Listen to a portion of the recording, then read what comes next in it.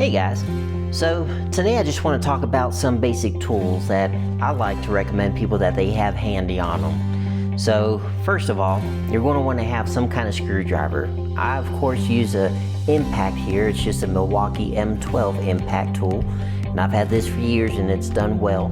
Batteries are all 12 volts, so if I'm actually testing something on the RV, since everything is 12 volts, most of the time, if their battery is dead and I don't have my power station on me, I can just pop this off and put the wire straight to my batteries to test it like a pump. This is the negative side, this is the positive side, and I can test it to see if it's working or not. But anyways, you just want to have some kind of screwdriver. To have Phillips, a flathead, of course, a square bit's good to have because just about everything in the RV square bit. I've got a few extensions. So I've got this bit holder. A customer of mine pointed this out before just because it's nice and handy to have all these bits here handy. I got this little thing here that I clip onto my pan so I can just keep on working, clip on, clip off, keep going without having to unscrew. Like in this case, you have to unscrew it to open it. So it just makes the process easy. But another good tool that I love having is this flashlight here. It's not a main brand. I used to have a good pocket knot flashlight that looked like a pen that had a little magnet on it. But in this case, it has a little clip, so I can clip this onto my clothes if I'm working. And let me show you. So it has a flashlight here. I got different levels of brightness besides the SOS, of course. If you hold the button, I can use that end instead of this end. So you can point it in any direction. Like I said, it's got some magnets here so I can attach it to a frame or anything and just leave it alone while I'm working on something. So I really like this flashlight. It's got that little connector here for screws and all for tripods, but I don't mess with that.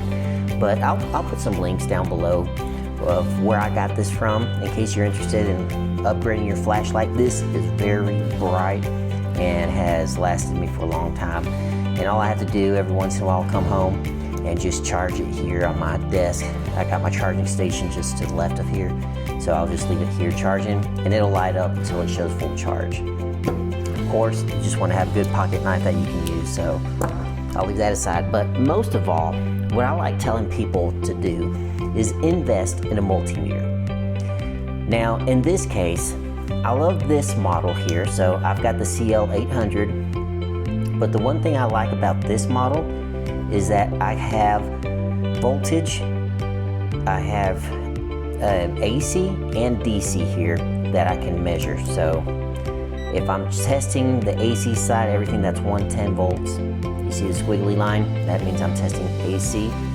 If I want to go to DC mode, just hit select and it goes to DC. So now I can test the RV batteries and everything else to make sure it has good power.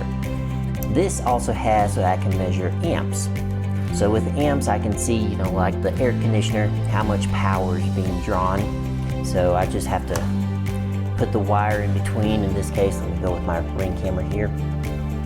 And it's measuring AC amps, and I can also switch to DC amps. So what I like about this specific model is that it allows me to do both AC and DC amps, voltage, and it does a whole lot more. But the most common thing I may use is continuity. So if I'm testing if a high limit switch or cell switch is working or not, or even just a regular switch, I will use this method where when you touch the prongs it beeps. So I'll touch both leads on the switch and hit the switch on, it should be beeping. Hit the switch off, it should go away. Cell switch should be the same thing.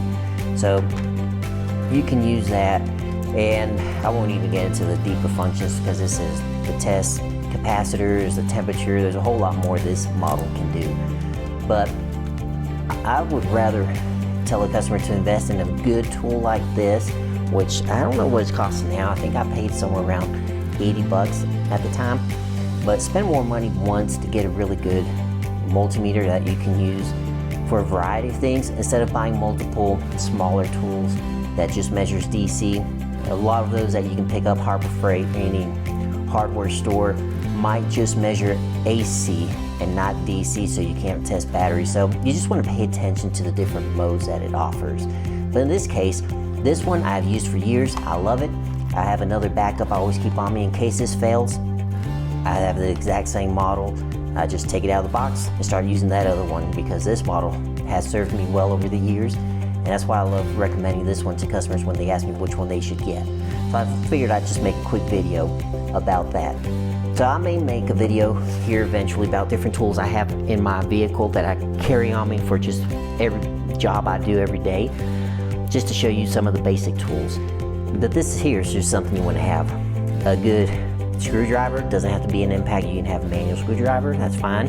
You want to have different sockets to get different type of screws out, and a good flashlight, pocket knife you'll always use too. So yeah, these are just some of the very basic things that I think everybody should have on them, because it'll get you out of a pinch no matter what's going on.